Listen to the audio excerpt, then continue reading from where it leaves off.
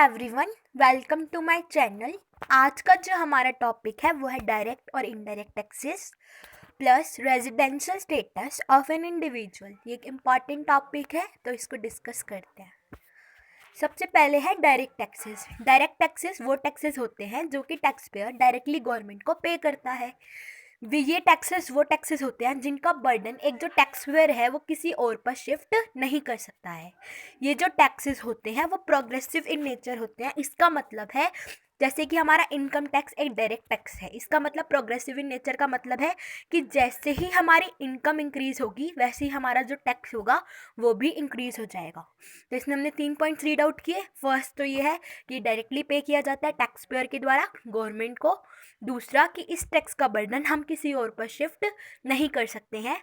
तीसरा कि ये जो टैक्स होता है वो प्रोग्रेसिव इन नेचर होता है। With increase in income tax will also increases. Fourth point ये है कि इनके जो एग्जांपल्स हैं वो है जैसे कि डायरेक्ट टैक्सेस में एग्जांपल है हमारा corporate tax, income tax, wealth tax, gift tax etcetera. इसके बाद है हमारा इनडायरेक्ट टैक्सेस। इनडायरेक्ट टैक्सेस के पॉइंट्स क्या हैं, जैसे कि इसका जो बर्डन है वो हम किसी दूसरे पर शिफ्ट कर सकते हैं। ये जो टैक्सेस होते हैं वो हम डायरेक्टली गवर्नमेंट को पे नहीं करते बल्कि इनडायरेक्ट पे से हम गवर्नमेंट को पे करते हैं। और तीसरा है कि ये जो टैक्सेस होते हैं वो रिग्रेसिव इन नेचर होते हैं। और चौथा इनके जो हमारे एग्जाम्पल्स हैं वो है GST, VAT, sale tax, service tax etcetera. तो इसके 4 पॉइंट्स क्या है कि इसका जो बर्डन है हम दूसरे पर शिफ्ट कर सकते हैं। इन टैक्सेस को हम डायरेक्टली गवर्नमेंट को पे नहीं करते बल्कि ये इनडायरेक्ट वे से गवर्नमेंट को पे किया जाता है। थर्ड है कि ये रिग्रेसिव इन नेचर होता है। और फोर्थ है कि इसके एग्जांपल्स है जैसे कि sale tax, excise duty, VAT etcetera. अब है इनमें डिफरेंस क्या होता है हमारी डायरेक्ट और इनडायरेक्ट टैक्सेस में। तो डायरेक्ट टैक्स क्या है जो कि इनकम पर एप्लीकेबल होते हैं। इनडायरेक्ट टैक्सेस गुड्स या सर्विसेज पर एप्लीकेबल होते हैं। जैसे कि हमने कोई गुड्स परचेज किया या हमने कोई सर्विसेज अवेल की तो उस पर जो डायरेक्ट टैक्स लगेगा वो होगा इनडायरेक्ट टैक्स। जैसे कि हमारा जीएसटी जो कि गुड्स पर भी लगता है और सर्विसेज पर भी लगता है। या तो हम कोई गुड को परचेज करेंगे तो लगेगा या कोई सर्विसेज को अवेल करेंगे तो लगेगा। डायरेक्ट टैक्स इनकम पर लगेगा जैसे कि हमारा इनकम टैक्स। डायरेक्ट टैक्स का बर्डन हम दूसरे पर शिफ्ट नहीं कर सकते हैं जबकि इनडायरेक्ट टैक्स का बर्डन हम दूसरे पर शिफ्ट कर सकते हैं। डायरेक्ट टैक्स हम डायरेक्टली पे करते हैं गवर्नमेंट को जबकि इनडायरेक्ट टैक्स डायरेक्टली पे नहीं किया जाता गवर्नमेंट को। जो डायरेक्ट टैक्स है वो प्रोग्रेसिव इन नेचर होता है जबकि indirect tax regressive in nature होता है। टैक्स कलेक्शन डायरेक्ट टैक्सेस का थोड़ा डिफिकल्ट होता है जबकि टैक्स कलेक्शन इनडायरेक्ट टैक्सेस का थोड़ा ईजी होता है। इसके एग्जाम्पल्स जैसे कि अभी बताया इनकम टैक्स हो गया, वेल्थ टैक्स हो गया, गिफ्ट टैक्स हो गया। जबकि हमारे इनडायरेक्ट टैक्स के एग्जांपल क्या हो गए जैसे कि GST, VAT, service tax, custom duty etcetera. आगे जो हमारा टॉपिक है वो है रेजिडेंशियल स्टेटस। ये भी बहुत इंपॉर्टेंट टॉपिक है। जो हमारी इंडिया है, इंडिया में हमारा जो टैक्स लगता है, जो टैक्स एप्लीकेबल होता है वो डिपेंड करता है हमारे रेजिडेंशियल स्टेटस पर। ठीक है। अब यहाँ पे 2 वर्ड होते हैं, सिटीजनशिप और रेजिडेंशियल स्टेटस, जो कि दोनों अलग होते हैं। सिटीजनशिप तो हमें बाय बर्थ मिलती है, citizenship year two year change नहीं होती है।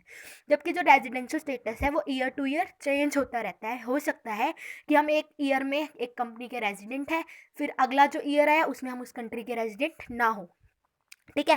तो अब ये डिपेंड करता है कि हम वहाँ के रेजिडेंट हैं या नहीं है, उसके हिसाब से ही हमारे वहाँ के जो इनकम टैक्स लगेगा वो उस स्टेटस के हिसाब से ही एप्लीकेबल होगा।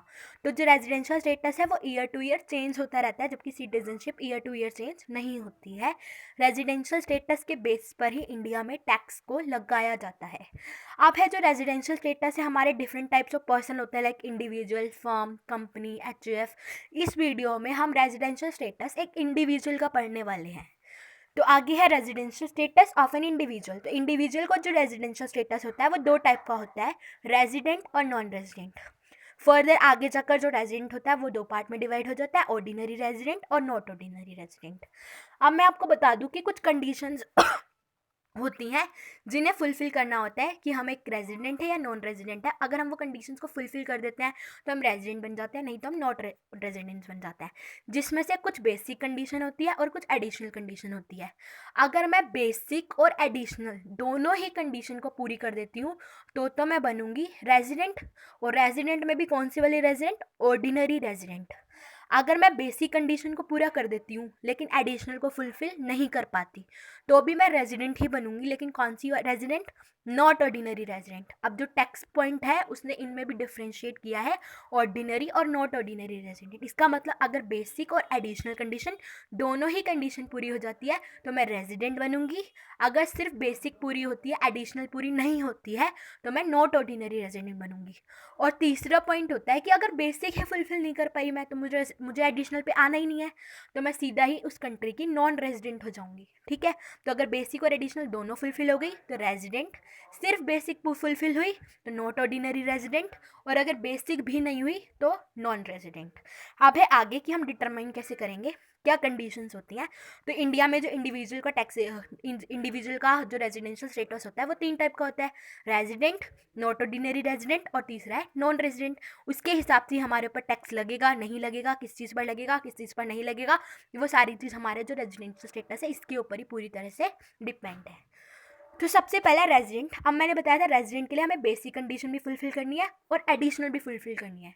अब बेसिक के अंदर 2 कंडीशन आती है, इन दोनों में से हमें कोई भी एक पूरी करनी होती है।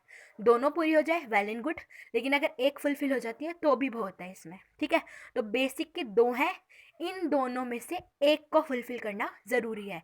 अगर एक फुलफिल हो जाएगी इन दोनों में से तो हम मानेंगे कि बेसिक कंडीशन हमारी फुलफिल हो गई। तो इसमें क्या है, फर्स्ट तो ये है कि प्रीवियस ईयर, जैसे कि हमारा प्रीवियस ईयर कौन सा है 2019-20, तो इसमें हम इंडिया में रहे हों 182 डेज़ के लिए, 182 डेज़ के लिए हमने इंडिया में स्टे किया हो। दूसरा क्या है कि अगर ये वाली मान के चलो पूरी नहीं होती, कोई 182 नहीं रहा, तो इसके अंदर एक और भी कंडीशन है कि हम उसको फुलफिल कर सकते हैं कि हम प्रीवियस ईयर में तो सिर्फ 60 दिन रहे हो, यानी कि जो 19-20 है उसमें तो सिर्फ 60 दिन रहे हो, लेकिन 19-20 से पहले वाले 4 सालों में हम 365 डेज हमने इंडिया में स्टे किया हो। या तो हम पहले वाली या दूसरे वाली, अगर हम इनमें से कोई एक कंडीशन को फुलफिल कर देते हैं तो हम मानेंगे कि हमारी जो बेसिक कंडीशन है वो सेटिस्फाई हो गई है। तो हमारी कंडीशन क्या है, या तो हम प्रीवियस ईयर में 182 डेज रहे हो या फिर प्रीवियस ईयर में 60 दिन रह लो, उससे पहले 4 सालों में 365 डेज। तो इसमें से एक कंडीशन हमें फुलफिल करनी होती है। इसके बाद है कुछ इसकी एग्जेम्पशन है कि कुछ ऐसे केस हैं जिसमें हम सेकंड वाली कंडीशन मायने नहीं रखती, हमें पहली वाली ही फुलफिल करनी पड़ेगी, सेकंड वाली हमारे ऊपर एप्लीकेबल नहीं होती। तो कुछ ऐसी कंडीशन है, जैसे कि फर्स्ट तो कंडीशन ये होती है कि अगर कोई इंडिया का मेंबर है, इंडिया का सिटीज़न है और वो बाहर गया है as a for a purpose of employment, यानी कि अर्निंग के लिए, एम्प्लॉयमेंट के लिए वो बाहर विदेश गया है, तो उसको सेकंड कंडीशन फुलफिल करने की बजाय फर्स्ट कंडीशन को ही फुलफिल करना पड़ेगा।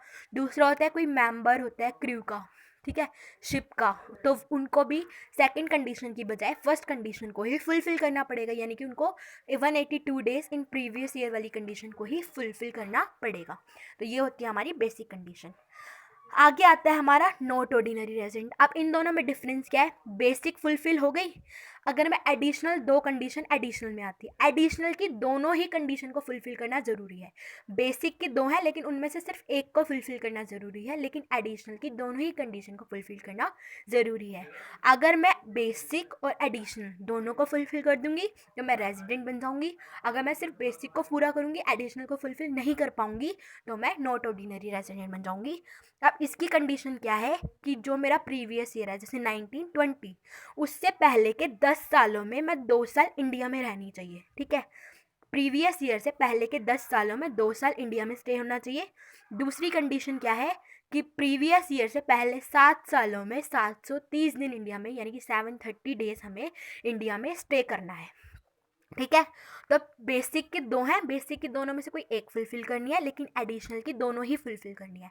अगर मैं बेसिक फुलफिल कर देती हूँ, एडिशनल नहीं कर पाती, तो मैं उस कंट्री की रेजिडेंट हूँ। और अगर मैं बेसिक और एडिशनल दोनों ही फुलफिल कर देती हूँ तो मैं रेजिडेंट हूँ। अगर मैं सिर्फ बेसिक पूरी कर पाती हूँ, एडिशनल नहीं कर पाती, तो मैं उस कंट्री की नॉट ऑर्डिनरी रेजिडेंट हूँ। आगे आता है नॉन रेजिडेंट। अब एक पर्सन है जो कि बेसिक ही फुलफिल नहीं कर पाया, बेसिक में से दोनों में से एक भी फुलफिल नहीं कर पाया, तो उसे एडिशनल पे जाना ही नहीं है, वो डायरेक्टली ही उस कंट्री का नॉन रेजिडेंट हो जाएगा। ठीक है, अब हमने ये तीनों स्टेटस देख लिया, अब इससे हम पता चल जाएगा कि हम रेजिडेंट है, नॉट ऑर्डिनरी रेजिडेंट है या नॉन रेजिडेंट है, फिर उसके हिसाब से हमारे ऊपर जो टैक्स होगा वो अराइज होगा।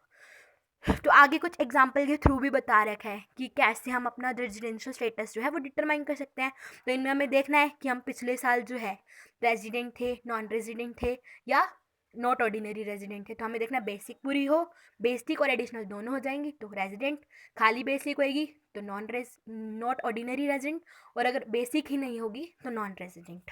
उसके बाद है टैक्सेबिलिटी कि हमारे इंडिया में टैक्स लगता कैसे है। देखो रेजिडेंट के केस में क्या होगा और नॉट ऑर्डिनरी रेजिडेंट और नॉन रेजिडेंट के केस में क्या होगा। रेजिडेंट के केस में ना, चाहे हमारी इंडिया में अगर हम एक कंट्री के रेजिडेंट हैं, जैसे कि मैं इंडिया की रेजिडेंट हूँ, तो मैंने कोई इनकम चाहे इंडिया में कमाई है, चाहे बाहर कमाई है, चाहे इंडिया में अर्न की है, चाहे इंडिया में अक्रू हुई है, सारी जो टैक्स इनकम होगी वो सब पे ही मुझे टैक्स देना पड़ेगा अगर मैं क्या हूँ, रेजिडेंट हूँ। ठीक है, अगर मैंने विदेश में भी इनकम कमाई है और मैं इंडिया की रेजिडेंट हूँ तो भी मुझे उस इनकम पे टैक्स देना पड़ेगा। ठीक है, लेकिन नॉट ऑर्डिनरी रेजिडेंट और नॉन रेजिडेंट के केस में अब कुछ कंडीशंस हैं जो कि नीचे मैंने टैक्स इंसिडेंट्स लिखे हुए हैं, उससे हमें पता चल जाएगा कि कौन सी इनकम तो ऐसी होगी जो रेजिडेंट के लिए टैक्सेबल होगी, कौन सी नॉन रेजिडेंट के लिए और कौन सी नॉट ऑर्डिनरी रेजिडेंट के लिए। अब 4 पॉइंट सबसे पहले हमें ध्यान में रखने हैं। अगर कोई भी इनकम हमें इंडिया में रिसीव हो रही है या इंडिया में अक्रू हो रही है या इंडिया में रिसीव और अक्रू दोनों हो रही है या इंडिया में अक्रू हो रही है या रिसीव हो रही है, ये सब। ठीक है, अगर कहीं भी ये वर्ड आ जाता है ना कि या तो हमें इंडिया में रिसीव हुई है या इंडिया में अक्रू हुई है, तो वो तीनों ही केसेस में क्या होगी, टैक्सेबल। फिर उसमें हमें नहीं देखना कि वो रेजिडेंट है, नॉन रेजिडेंट है या नॉट ऑर्डिनरी रेजिडेंट है, वो तीनों केसेस में ही टैक्सेबल होगी। जैसे कि पहला पॉइंट है इनकम रिसीव इन इंडिया।